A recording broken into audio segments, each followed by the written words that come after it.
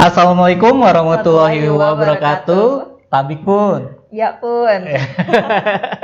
Spesial banget. Biasanya kalau Urban Fest sendirian, kali ini ditemani oleh Kiki. Biar ada regenerasi, Ki. Oh iya, bener ya Bang ya. Sore ini spesial banget, Ki. Oh, iya. Teman ngobrol kita ada dari program YES, yaitu Pertukaran Pemuda dan Studi dari Amerika. Jadi program ini sebenarnya sudah berdiri dari tahun 2002 sampai sekarang, dan targetnya memang untuk remaja, pemuda-pemudi umur sekitar 15 sampai 17 tahunan. Oh, berarti sekarang hari ini kita bakalan bahas sama yang penerima beasiswanya gitu kali ya Bang ya. Oh, gitu. Sepertinya kita sudah tersambung nih. Hai. Halo guys. Halo. Hai. Boleh memperkenalkan diri? Boleh kenalan dulu nggak nih? Oke, mungkin mulai dari saya dulu ya. Perkenalkan, saya Emnabi Sultoni Eralsyah, alumni dari program Kennedy Lugar Youth Exchange and Study tahun 2017-2018. Sekarang kesibukannya lagi jadi mahasiswa di Fakultas Kedokteran Universitas Lampung. Jadi tadi Kak Nabil ya? Muhammad Nabil. Iya, benar banget. Ya. Iya. Lalu Kak Ali ya? Izin memperkenalkan diri, nama saya Ali Nur Malik, salah satu finalis program YES tahun ini, dan saya berasal dari chapter Palembang, yaitu subchapter Lampung, dan sekarang masih sekolah dengan kelulusan. Oke. Terus next siapa nih? Ada yang cantik banget. Hai. Kak Megan. Hai Megan. Hai, kenalkan nama saya Megan. Saya murid SMA dari Amerika, dan saya finalis YES Abroad. Oke. Wah, how are you guys? Bisa cerita nggak sih gimana caranya teman-teman bisa join di program YES ini? Mungkin yang alumninya dulu ya. Oke, kalau aku pribadi sih dengar-dengar program ini dari kakak tingkat kali ya, dari alumni sekolahku yang dulu juga ada yang udah pernah berangkat, cerita ke Amerika juga gimana serunya di sana.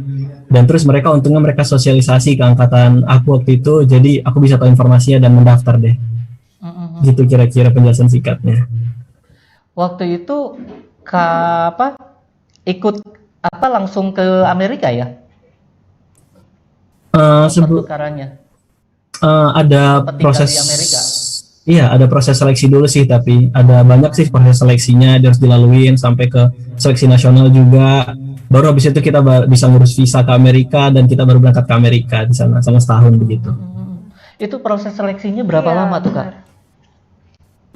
Kalau pas zaman aku ya itu bisa satu tahun sampai 1,5 tahunan ada kali gitu, sampai berangkat ya, dari awal daftar sampai berangkat. Itu. Kalau misalkan untuk tahapannya gitu Kak, tahapan seleksinya itu ada apa aja? Oke, ini mungkin pas zaman aku ya, mungkin nggak tahu sekarang, mungkin udah agak beda. Pas zaman aku tuh dulu yang pertama itu ada tes pengetahuan umum, tes bahasa Inggris, sama tes esai gitu. Itu untuk seleksi tahap pertamanya. Kalau udah lulus dari situ, nanti kita bakal tes wawancara. Lulus lagi kita bakal tes semacam group discussion gitu, dibikin dari kelompok-kelompok sama yang lainnya. Terus habis itu kalau udah lulus lagi seleksi berkas. Habis seleksi berkas baru berangkat ke seleksi nasional. Nah, di seleksi nasional tuh bakal digabungin sama seluruh calon penerima beasiswa dari seluruh Indonesia, dikumpulin di Jakarta. Di situ kita diseleksi lagi. Akhirnya habis itu dari situ muncul deh nama-nama yang bakal berangkat.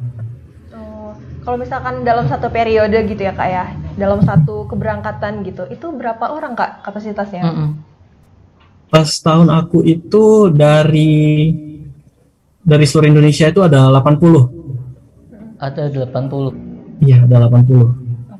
80 banyak banget ya. 80 orang itu berangkat ke Amerika, disebar ke berbagai daerah di Amerika atau gimana? Iya, benar banget, disebar ke seluruh berbagai daerah Amerika. Iya, benar banget. Kalau kakaknya waktu itu di Amerika bagian mana Kak? Kalau aku di negara bagian Washington State. Jadi Washington State itu beda sama DC ya. Washington DC kan ibu kotanya yang di yang di East Coast. Aku yang di West Coast, batasan sama Kanada state aku. Kalau Kak Ali mungkin di bagian mana, Kak? Kalau aku kebetulan dapat host family-nya itu di daerah di negara bagian Ohio, tepatnya itu di Eaglewood. Di Ohio. Oh gitu. Kalau Kak Megan? Kak Megan? Hai. Dapat di Indonesia di daerah mana, Kak? Oke, di Amerika saya tinggal di Pennsylvania, dan saya punya host family di Kalimantan. Gitu. Nah terus Bang Teguh nih ya, kalau misalkan untuk ngomongin tentang program pertukaran gitu Bang ya, ini kan sebenarnya bukan cuma YES aja gitu. Nah penasaran nih Bang, kalau misalkan untuk apa sih gitu kira-kira keunikannya YES ini dibandingkan program-program yang lain itu ada apa aja sih Kak? Yang Siapa membedakan nih? ya? Yang bedain gitu, yang bikin ini khas. Siapa dulu nih? Kali mungkin ya bisa dijelasin ke semua. Oke, mungkin salah satu keunggulan dari program KLX ini kita kan dapatnya fully founded, beda dari yang lain. Jadi itu program yang dibiayain penuh, termasuk tiket pesawat, biaya hidup di sana, visa segala macam kita udah dibiayain sama pihak Amerika Serikatnya. Dan itulah kenapa penyebabnya seleksinya itu sangat panjang dan lumayan ketat menurut saya. Karena itu kan diseleksi dari banyak orang sampai terpilih 80 orang itu. Jadi mungkin kelebihannya di situ kita. Gitu. With Megan, why you join in YES program?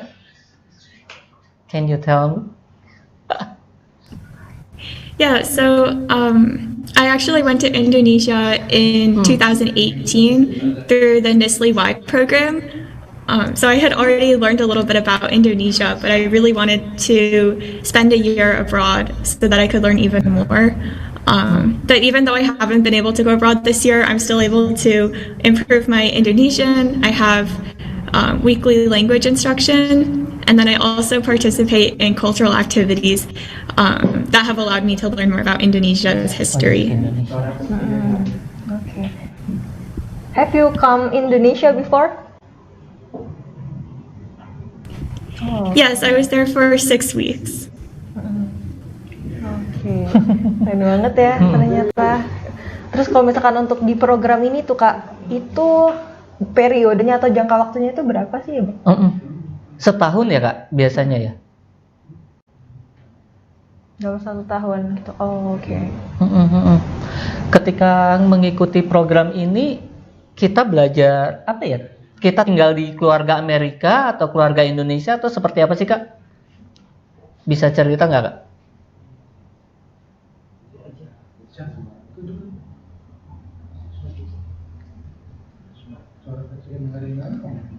Kanabil. Oh iya. Oke. Jadi kita tuh di sana tinggal bersama keluarga Amerika di sana.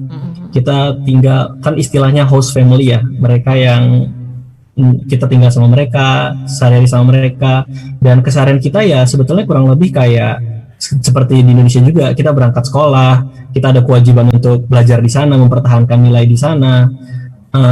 Cuman yang bikin beda kan itu sebuah lingkungan yang baru ya, kita nggak ada kenal siapa-siapa sebenarnya, strangers bagi kita. Terus kita dipaksa beradaptasi di situ, konotasi dipaksa ya, beradaptasi di situ. Dan kita bakal tinggal di situ selama kurang lebih 10 bulan sih sebenarnya programnya ini. Iya. Itu sih yang bikin menarik dari program ini. Tinggal di keluarga yang baru gitu. Itu pasti banyak banget ya hal-hal menarik gitu. Nah, kalau misalkan untuk dari Kanabil sendiri tuh, Mbak, gimana sih pengalaman menariknya di sana? Oke. Jadi sedikit background story. Host family aku tuh cuma ayah dan ibu. Mereka anaknya ada 1 tapi udah pindah keluar gitu ya, udah tinggal sama suaminya. Kurang lebih sih mungkin banyak ya hal-hal yang berbeda dari di sini. Mungkin contoh terkecilnya kan mungkin dari kamar mandinya, mereka bener-bener cuma bisa pakai tisu doang dan bisa pakai air gitu kan membersihkannya, dan itu kan merupakan perbedaan dari kita di Indonesia ya.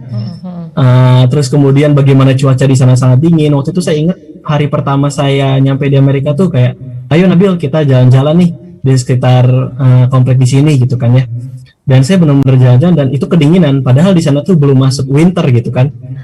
Jadi ya menarik aja gitu, semuanya kayak kerasa serba baru lah, kelihatan ini baru semua, jadi ya kayak benar-benar bayi kita tuh di sana.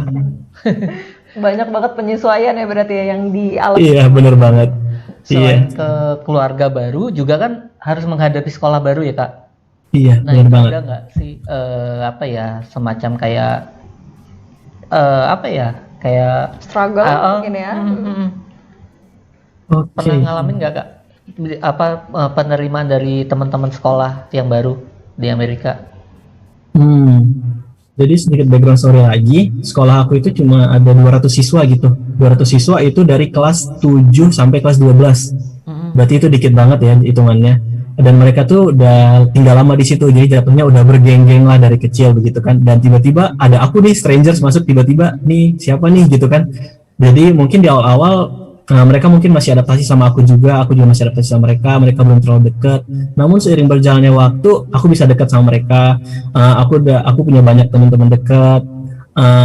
Dan stereotip kayak di film-film bahwa mereka tuh kayak Judas atau mereka bakal musuhin anak-anak yang kelihatannya Asia kayak kita, itu benar-benar nggak ada. Mereka benar-benar friendly, sekalinya kita udah dekat sama mereka gitu. Kita cuma harus bisa pandai-pandai gimana cara dekat sama mereka, itu aja sebenarnya. Berarti mereka sangat menerima ya Kak? Iya sangat menerima banget. Oke, kalau sekarang kan kondisinya beda sama 2 tahun yang lalu ya. Nah, yang sekarang seperti apa sih Kak? Karena kan kalau nggak salah program yang sekarang itu secara online ya? Ya, virtual. Secara virtual. Nah, gimana sih melakukan pertukaran pemuda secara virtual? Bisa cerita nggak nanti kali terus Kak Megan? Oke, mungkin sedikit backstory juga. Awalnya kan kita diundur terus programnya karena pandemi ini. Terus pada akhirnya kita dinyatakan bahwa kita bakal ngelakuin ini secara virtual. Kita pun karena kita angkatan pertama yang virtual juga, kita benar-benar nggak ada gambaran gimana sih nantinya itu pertukaran pelajar di sana secara virtual. Dan banyak juga yang mikir kita kayak sekolah di Indonesia tapi virtual gitu. Tapi ternyata itu jauh dari apa yang aku bayangin. Di sana itu kita lebih banyak belajar bareng placement organization. Itu kayak organisasi yang nyariin kita orang tua angkat di sana. Dan kita itu belajarnya itu kayak tentang budaya di sana. Terus itu kita juga belajar tentang volunteering. Terus itu kita kayak ada kunjungan ke animal shelter. Kita belajar tentang gimana sih cara mereka ngurus animal shelter, merescue binatang-binatang yang terlantar atau ada yang sakit. Terus itu kita belajar tentang maple syrup juga. Banyak deh, pokoknya seru-seru di sana. Dan kita juga belajar tentang pemerintahan di sana juga. Kita sempat untuk aku terutama di salah satu kegiatan itu sempat diundang salah satu senator dari Amerika. Kita ngebahas tentang gimana sih kerjanya senator Amerika itu di setiap negara bagian. Terus itu kita ngelihat mereka kerja di ruangan itu seperti apa gitu segala macam. Itu juga ketemu, mungkin karena kita virtual, kita lebih banyak ketemu sama siswa-siswa internasional juga yang bukan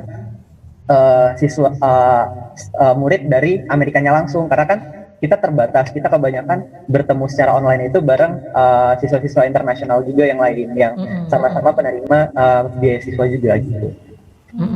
Berarti ada waktu-waktu ketika melakukan pertemuan secara virtual itu? Iya benar. Jadi kita biasanya itu setiap bulan ada Zoom meeting 2-3 kali per bulan. Nah, kita akan mengikuti waktu yang di sana tuh. Jadi misalnya Zoom meeting di sana diadain jam 9 pagi. Terus misal kita convert ke waktu Indonesia, itu bisa jam 8, bisa jam 10, bahkan sempat beberapa kali kita Zoom meeting jam 1 malam. Nah, malam. Iya benar, pokoknya jam 12, pokoknya tengah malam gitu. Nah, karena kita syarat untuk mendapatkan sertifikat dan terhitung sebagai alumni program ini, kita harus ngikut itu 80% sampai 85% kegiatan yang ada. Jadi kita mau nggak mau harus bangun atau kita tidur cepat dan masang alarm biar bangunnya tepat waktu gitu. Walaupun kita ngantuk-ngantuk, kan ada beberapa yang di Asia terutama itu kan rata-rata malam juga. Jadi kelihatan mereka yang kayak ngantuk, oh ini waktunya pasti malam juga nih. Jadi kayak seru juga sih, ada tantangannya juga. Effort banget ya berarti ya.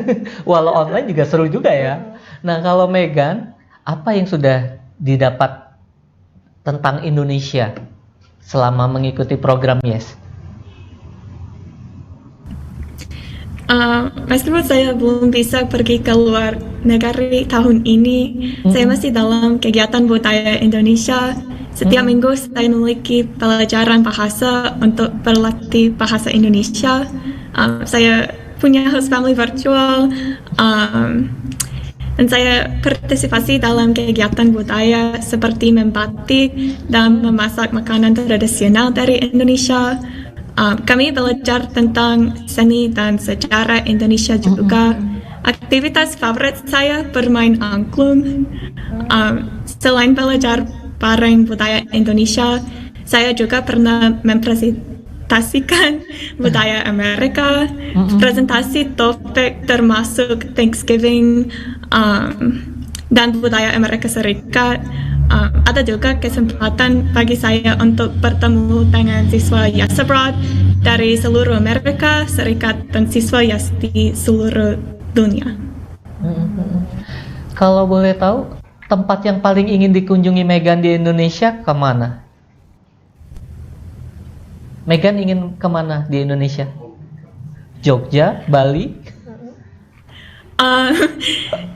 Saya ingin pergi ke Kalimantan karena host family saya tinggal di sana.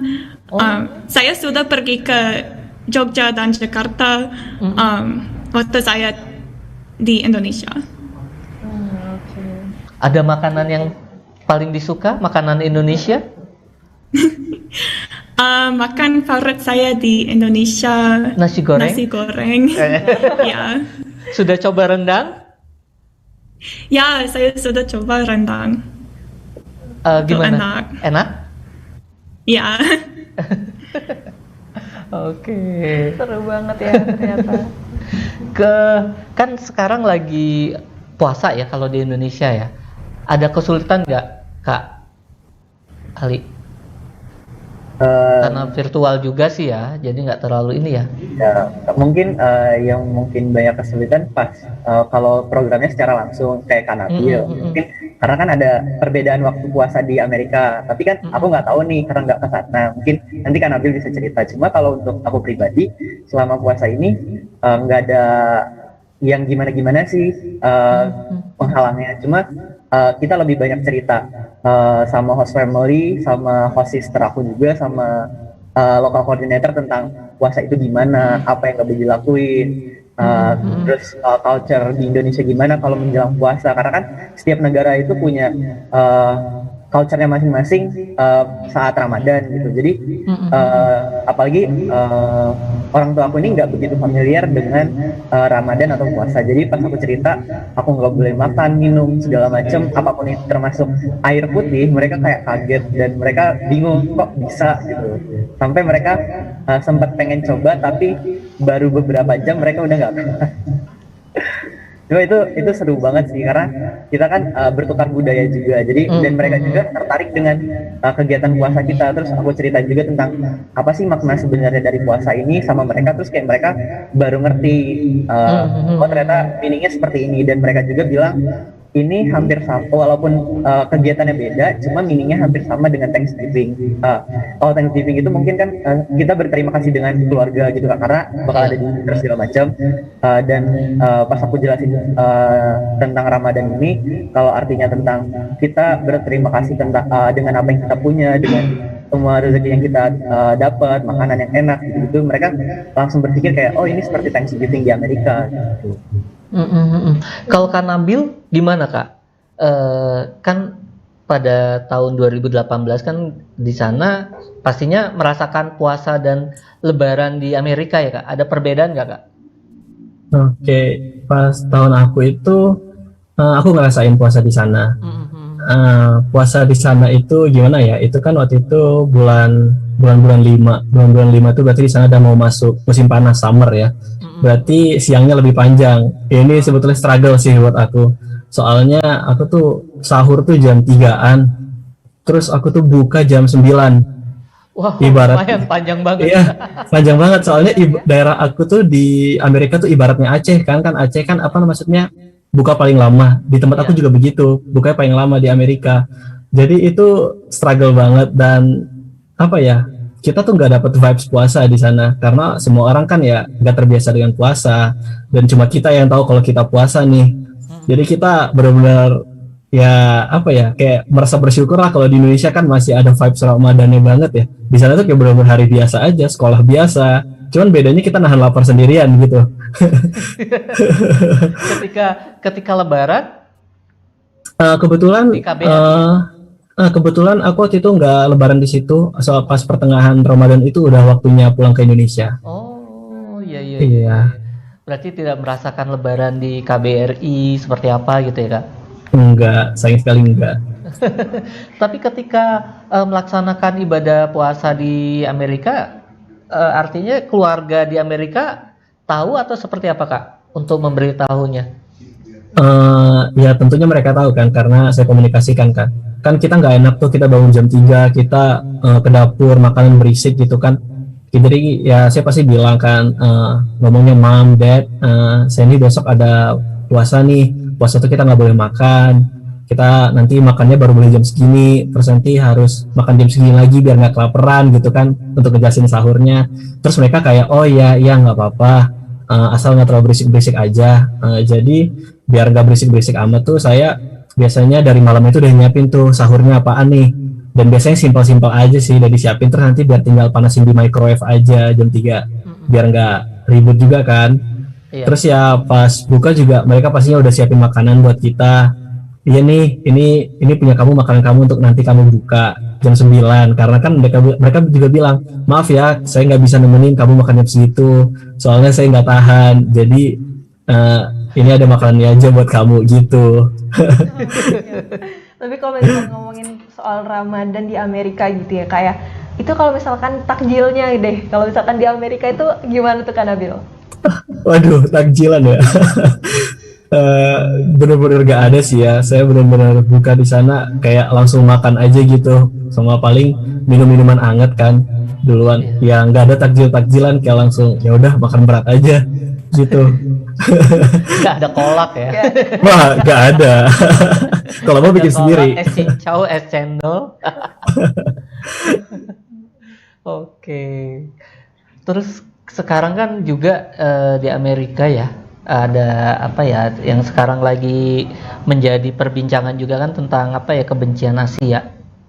Nah itu seperti apa sih kondisinya sebenarnya, Megan? Tentang Asia Hates ya? Ya. Asia Hates.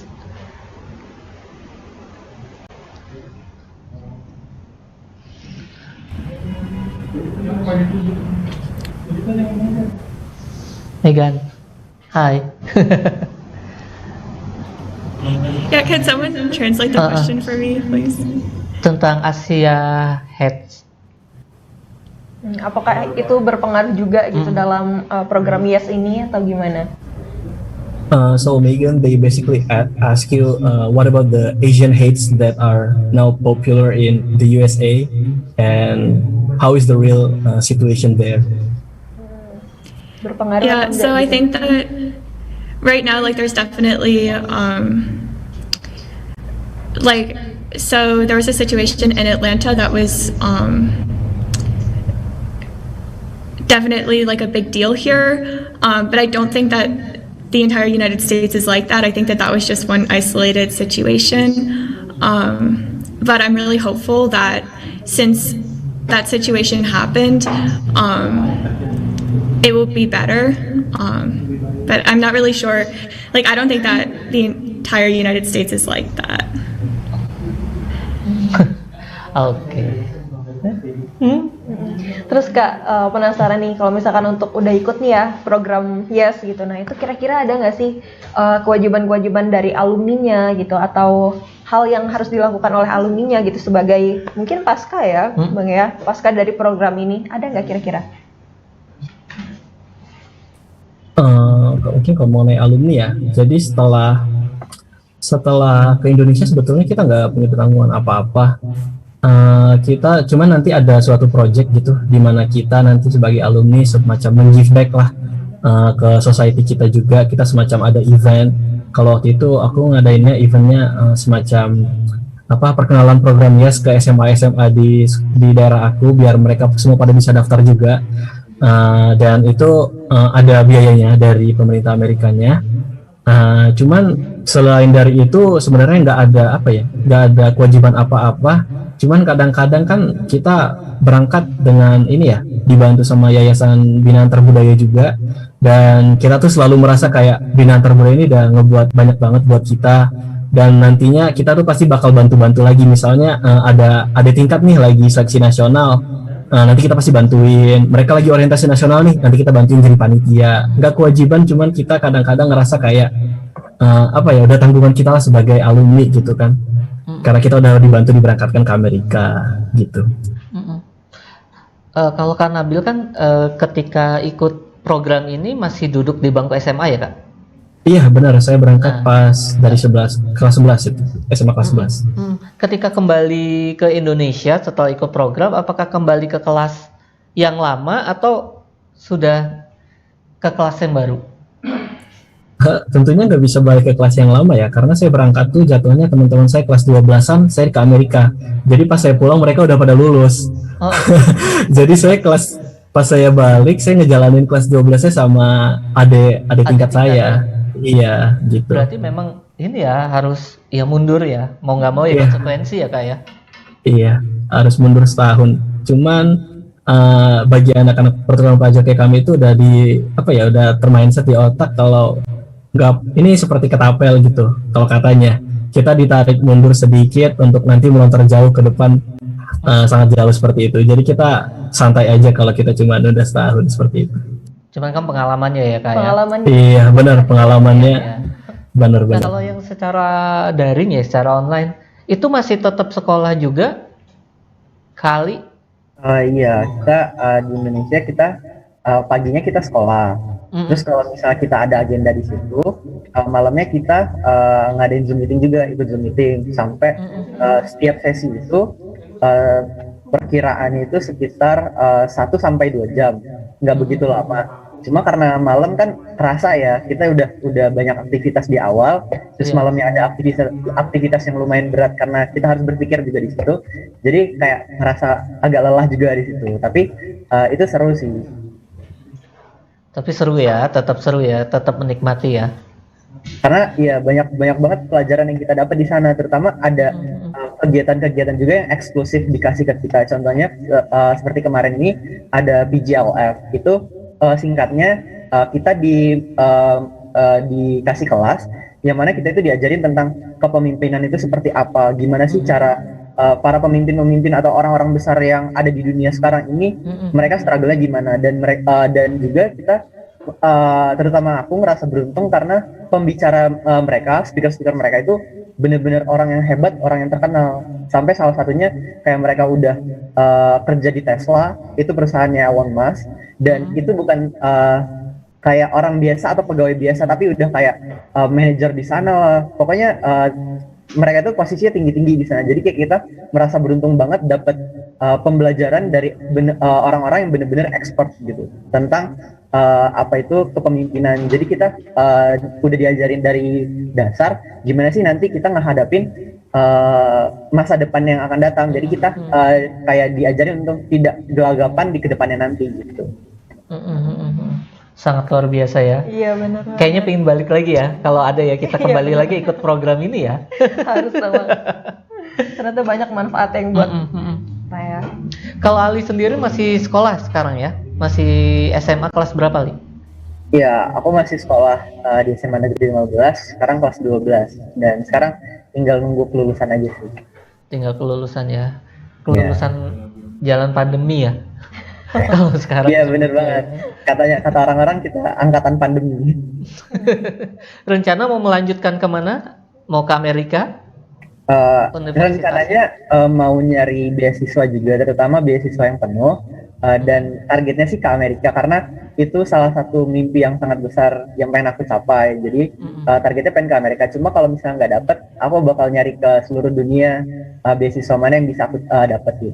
Cuma untuk sekarang aku alhamdulillah udah keterima di jalur SNMPTN ke Universitas Sriwijaya di Palembang. Mantap ya. Kalau Kak Nabil sudah kuliah? Iya, lagi berkuliah. Sedang berkuliah di tahun kedua.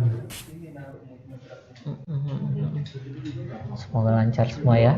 Amin. Oke, kita tutup. Boleh. Thank you ya. Terima kasih atas waktunya, atas ngobrol-ngobrolnya. Mudah-mudahan Tribuners yang ada di rumah bisa mengambil manfaat, bisa mengambil apa ya? Ya mungkin yang pengen ikutan join di program ini bisa langsung lebih paham juga gitu ya.